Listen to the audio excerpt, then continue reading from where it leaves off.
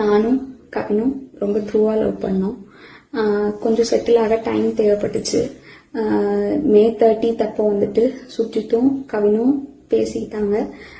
அப்போ அந்த டைம்ல வந்துட்டு அப்பா கிட்ட சுஜித் சொல்லிட்டான். அப்பா வந்துட்டு இந்த மாதிரி லவ் பண்றியான்னு என்கிட்ட கேட்டப்ப இல்லப்பா நான் லவ் பண்ணல அப்படின்னு சொல்லிட்டேன். ஏன்னா கவின் என்கிட்ட டைம் கேட்டிருந்தான். இன்னொரு 6 months கழிச்சு சொல்லு ப்ளீஸ் அப்படின்னு சொல்லியிருந்தான்.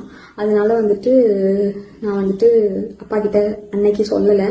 அதுக்குள்ள நெக்ஸ்ட் அப்கமிங் மந்த்குள்ள இப்படி ஆயிடுச்சு. 2 பேருக்குள்ள என்ன கான்வர்சேஷன் போச்சுங்கிறது தெளிவா தெரியாது. ஆனா கவினுக்கு ஃபோன் பண்ணி சுஜித் வந்துட்டு பொண்ணு கேட்க வாங்க, இவ மேரேஜ்க்கு மூவ் பண்ணாதான் அடுத்து என்னோட ப்ரொஃபஷனை பார்க்க முடியும் அப்படின்னு சொன்னான் அப்படிங்கறது எனக்கு தெரியும் கண்டிப்பா.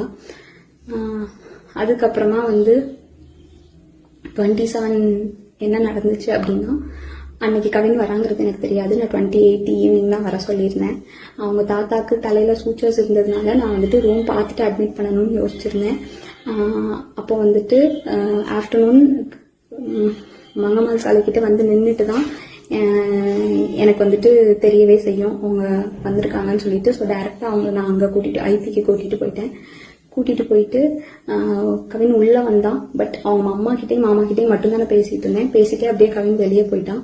அங்கிருந்து கிளம்புறப்பதான் அவங்க அம்மாவும் கிளம்புறப்பதான் கவின் எங்க அப்படிங்கறதே நாங்க யோசிச்சோம். நான் ட்ரீட்மெண்ட் ப்ரொசீஜர்ஸ்லாம் எக்ஸ்பிளைன் பண்ணிட்டு இருந்தேன். அப்ப யோசிச்சுட்டு நான் வந்துட்டு சொன்னேன். அவங்க அம்மா வந்துட்டு கால் பண்ணாங்க, உனக்கு எடுக்கல. நானும் கால் பண்ணி எடுக்கல. நீங்க வேணா பசிக்குதுன்னு சொன்னாங்க அவங்க அம்மா, சாப்பிட போங்க, நான் வேணா வர சொல்றேன்னு சொல்லியிருந்தேன். அதுக்குள்ள இப்படி ஆயிடுச்சு. ஸோ வந்துட்டு இது தேவையில்லாம நிறைய இஷ்டத்துக்கு யாரும் வதந்தியை கிளப்ப வேண்டாம். உங்களுக்கு தோணுது எல்லாத்தையும் பேசாதீங்க. எங்க அப்பா அம்மாவுக்கு இதுல எந்த சம்மந்தமுமே கிடையாது, அவங்களுக்கு தெரியாது. இதை இதோட விட்டுருங்க. அவ்வளவுதான்.